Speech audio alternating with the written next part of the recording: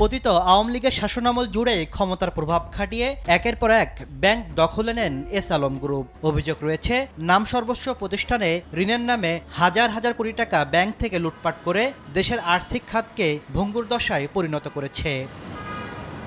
BFIU থেকে পাওয়া তথ্যের ভিত্তিতে দুদক বলছে, অন্তত 4 ব্যাংক থেকে 1,78,000 কোটি টাকা সরিয়েছে এস আলম গ্রুপ। পট পরিবর্তনের পর অনুসন্ধানে নেমে মিলেছে ভয়াবহ ব্যাংক লুটের প্রমাণ।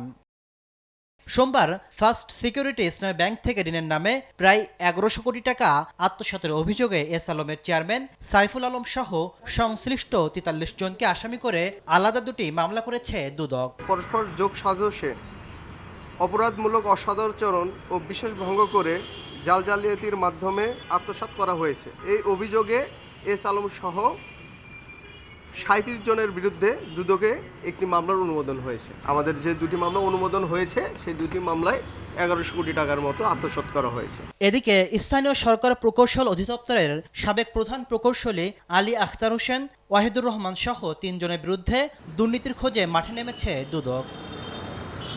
তাসলিম তৌহিদ, সময় সংবাদ, ঢাকা।